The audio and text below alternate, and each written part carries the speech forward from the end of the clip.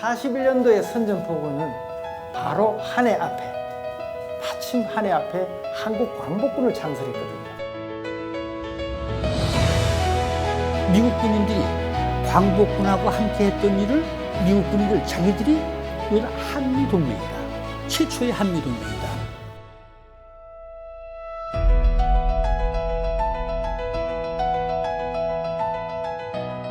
임시정부사 연구, 독립운동사 연구 정말 오랫동안 같이 공부해오고 또 당국대학의 교수로서 오랫동안 제자들을 기르고 오늘 당국대학 대학원생도 몇 분 오셨는데 고맙습니다. 당국대학의 지금 명예교수로 계시고 지금 많은 분 이전에 독립기념관 관장을 역임하셔서 독립운동사 관계되는 연구나 기념사업이나 대중화사업 이런 것을 줄곧 해오셨습니다. 우리 한시준 교수님 소개합니다. 네.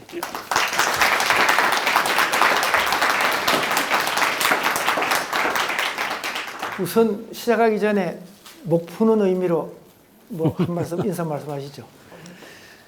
그리고 오늘 그 대한민국 임시정부에서 1941년 12월 10날 일본에 대해서 선전포고를 한 그런 날이죠. 그걸 아주 우리 김익원 관장께서 아주 쉽게 아주 잘 설명을 해주셨습니다. 감사합니다. 선전포고를 하려고 하면 최소한 군인이 있어야 합니다. 군인도 없이 선전포고가 사실 20년의 모습입니다.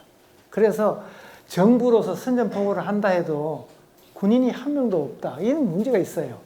그런데 41년도의 선전포고는 바로 한 해 앞에, 마침 한 해 앞에 한국 광복군을 창설했거든요.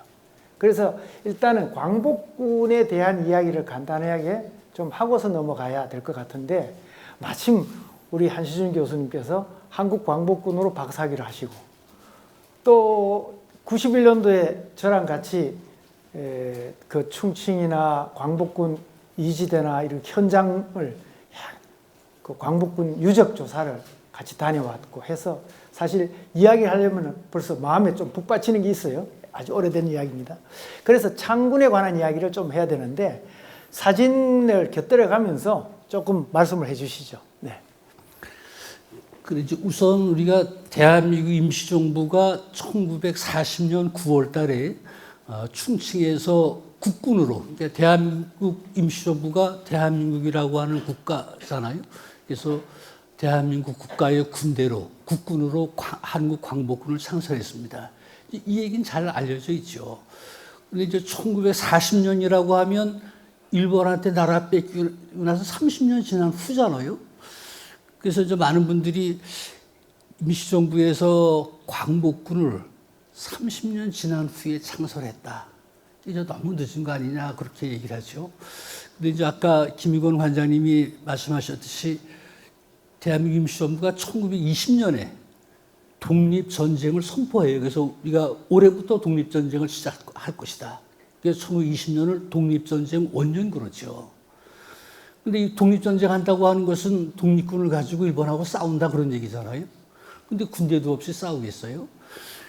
대한민국 임시정부는 제일 처음에 수립하면서부터 우리는 군대를 만들어서 일본과 전쟁한다. 그것이 임시정부의 기본적인 전략입니다. 지금 흔히 임시정부 그러면 왜 외교활동이 먼저다 그렇게 알고 있잖아요. 이건 외교활동의 중심이라고 하는 이승만 박사가 임시정부의 초대 국무총리, 초대 대통령이 돼서 그런 것이죠. 근데 실제로 이승만 박사는 미국에 있으면서 상하이에는 잠깐 와 있었습니다. 상하이에 오지 않았죠. 그러니까 임시정부의 실제로 활동, 이것은 요인들이 만든 것인데 이미 1919년 12월 달에 대한민국 임시정부에서 우리는 군대를 만든다라고 하는 것을 다 만들었습니다. 이게 이제 1919년 12월 18일 날 지금 아까 김효구 관장님이 소개했듯이 군대를 만들려면 군대 조직이 있어야 되잖아요. 대한민국 임시군제라고 하는 걸 만듭니다. 그래서 거기는 이제 분대는 몇 명, 소대, 중대, 대대, 연대, 사단 이런 부대 규모를 다 만들었어요. 지금의 부대 편제가 다 그렇잖아요. 군대 규모는 뭐 7명 몇 명 다 더 있었는데 그게 대한민국 임시정부에서 만들었습니다. 1919년에 만들었어요. 그다음에 두 번째는 이제 군대를 이렇게 만들려고 하면 병력이 있어야 되지 않습니까? 근데 상해라고 하는 데는 한국인이 없죠. 한국인들이 많은 데는 만주, 연해주. 국내에는 뭘 들어올 수가 없고 만주, 연해주 지역이죠.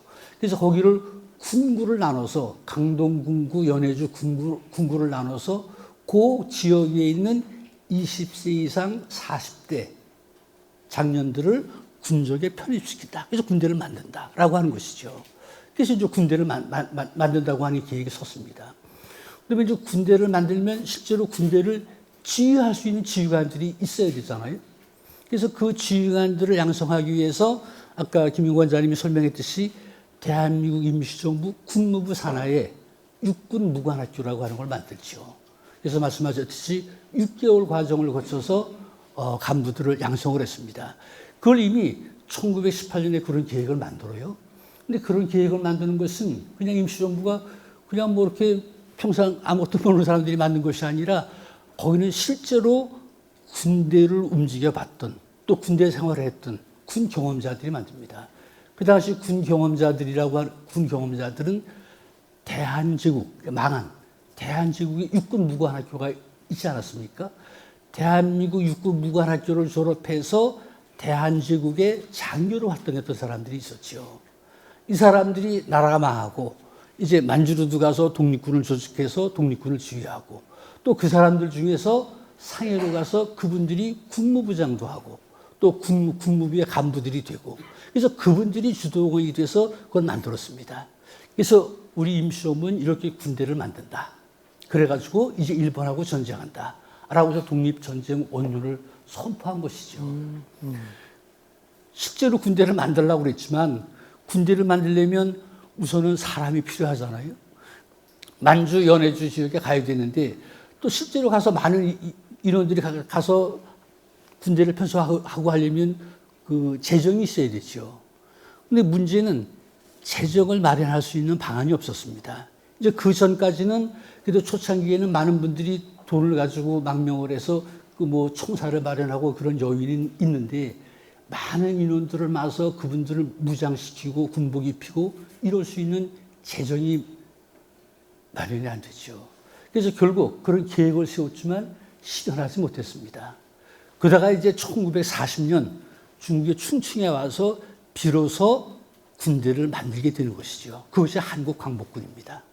그래서 만들어진 것은 40년이지만 군대를 만들어야 되겠다고 하는 것은 임시정부 수립하면서부터 그런 계획이 있었다라고 하는 것이죠. 네. 그 광복군을 만들었던 주역들을 보면은 이제 총사령관이 이청천 장군이잖아요. 그러니까 지금 군 경력을 갖고 있는 분들 하는 게 다름이 아니라 대한제국군대에 장교를 지냈던 분들, 그러니까 조성환이라든지. 그런데 일본 육군사관학교를 나왔는데 일본군 장교였지만 탈출해서 만주에 가서 독립군을 양성했던 이청천. 그런 분들이 군 경력을 가지고 있고, 그 다음 군 경력이 신흥무관학교 출신이거나 중국 무관학교 출신들이거나 이런 분들이 이제 그 다음 세대. 그리고 특히 윤봉길의 그 직후가 되면은 이제 장제스 정부에서 처음으로 정식으로 한국 청년들을 중국 중앙육군 군관학교, 지금 우리 사관학교에 입학을 시켜준단 말이죠.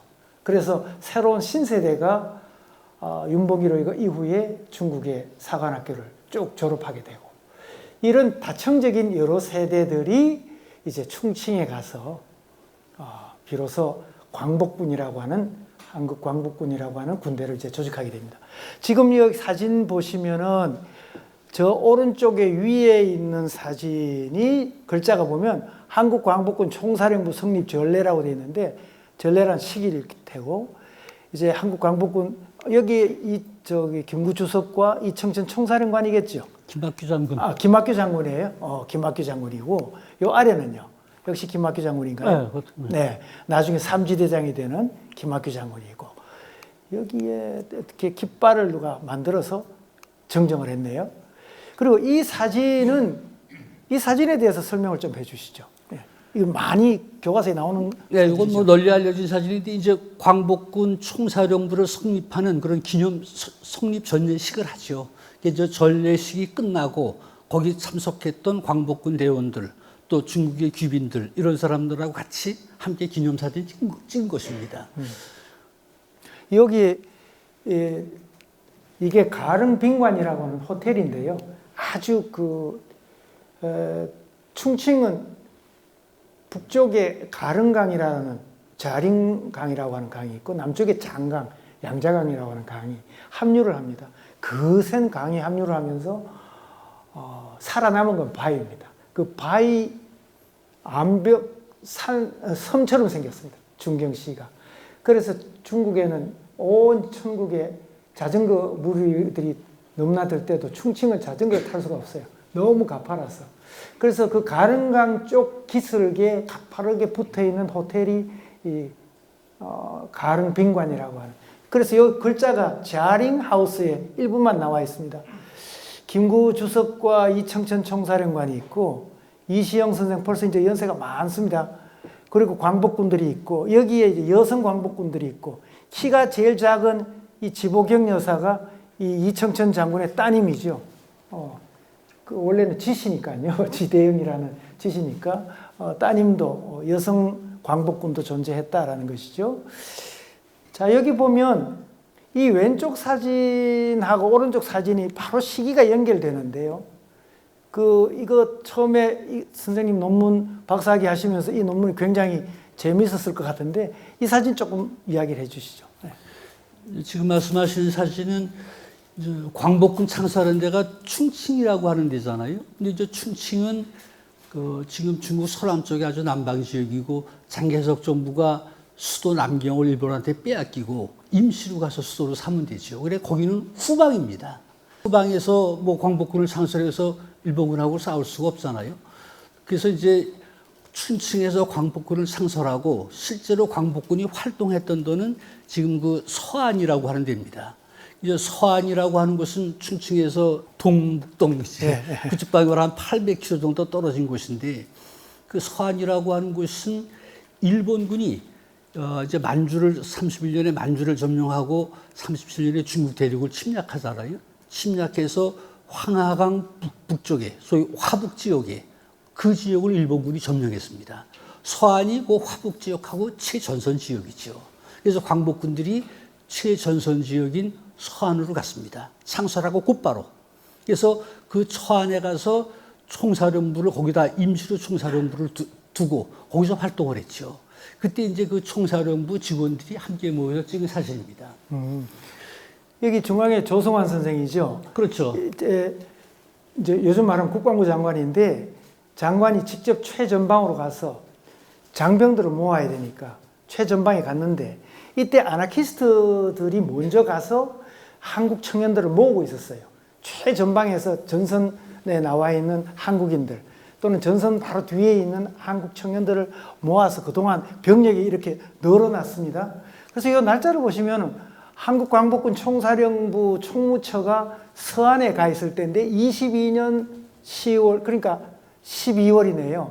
그러니까 1940년 12월인데 바로 다음 달에 보면 한국광복군 제5지대 성립전례 기념 대한민국 23년 원단으로 돼 있어요.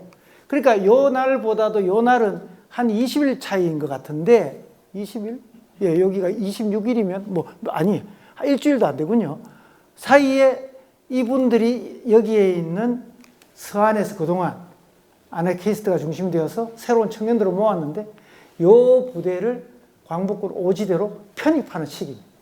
그런 거죠. 그렇죠. 네.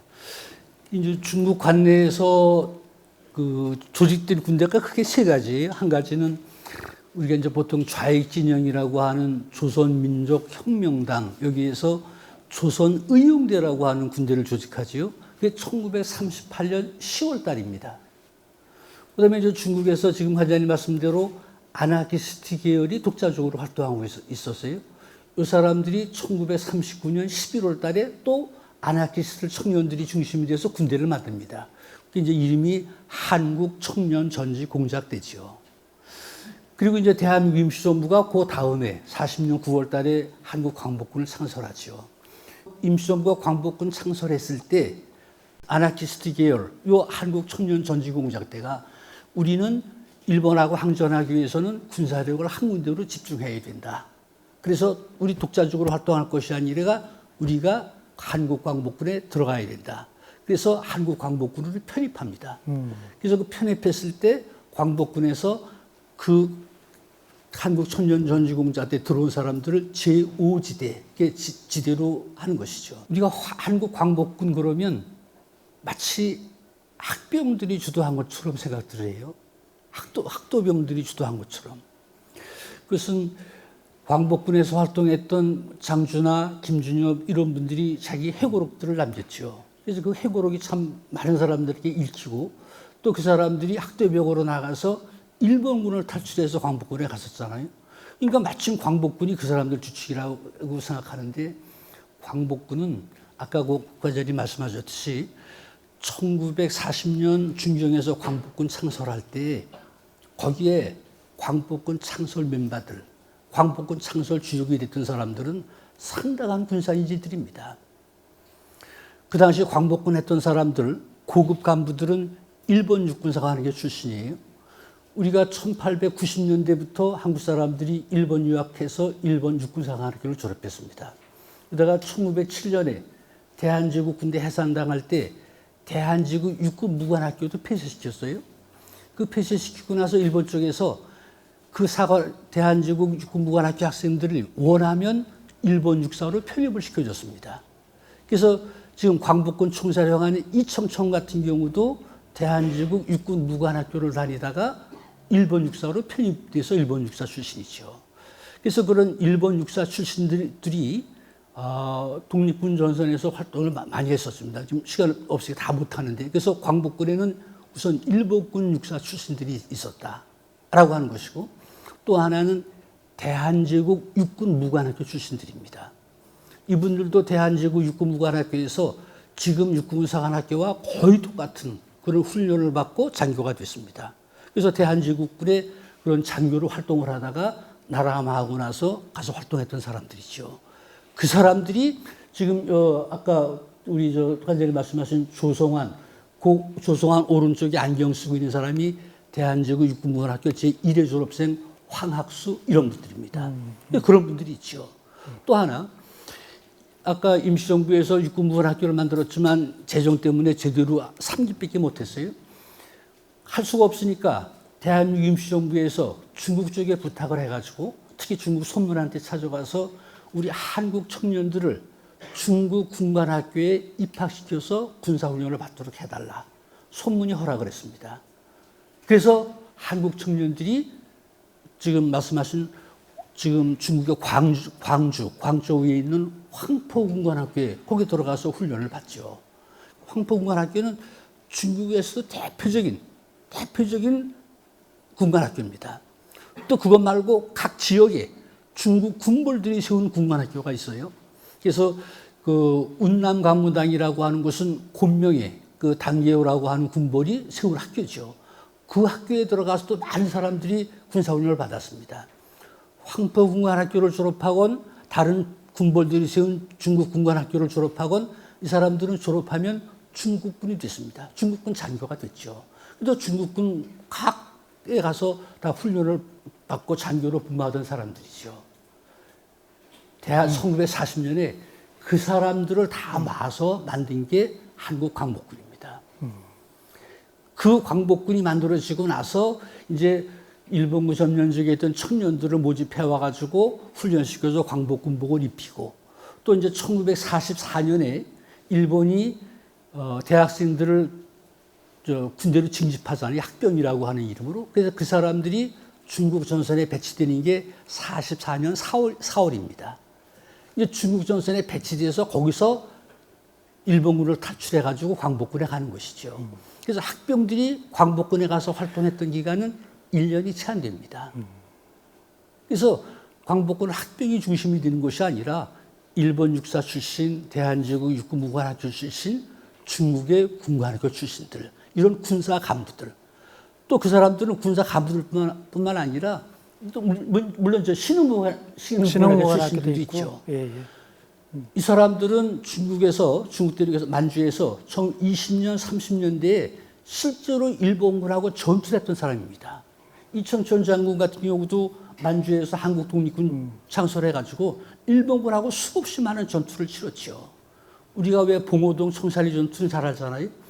1930년대 일본이 31년에 만주를 침략했을 때 한국 독립군, 조선혁명군 이런 독립군 부대들이 중국 부대하고 함께 연합해서 일본군하고 전쟁을 했습니다. 그 전쟁을 지도했던 실전 경험을 가지고 있던 이분들이 광복군을 창설한 거예요. 네. 그러니까 한국 광복군은 학병 출신이 아니라 우리나라의 그런 엄청난 군사 인재들 실전 경험을 가진 사람들이 만든 군대다. 아마 거기에다가 저 징병도 있잖아요. 끝에 그렇죠. 징병 인원으로 보면 징병으로 간 분들도 한 1년쯤 활동하다가 탈출해서 광복군이 되는데 저기 그 조직이 이제 전기 후기로 이렇게 나눠지지만 일반 시민들이 이해하기 쉽게 후기를 보면 1, 2, 3지대라고 하는 것을 두게 되고 지대는 원래 한 개 사단을 형태로 갖추겠다고 이제 만들어졌지요.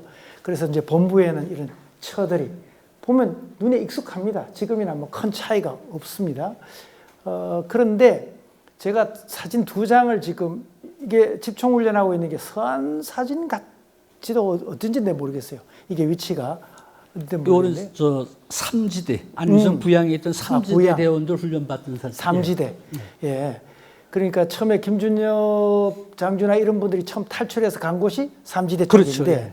그러다가 이제 충칭으로 갔다가 저 서안으로 옮겨서 이지대가 되는 거고요. 옳죠. 예.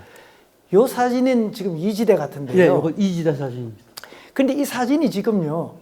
제가 오늘 자세히 보니까 이 사진도 좌우가 뒤집어져 있어요.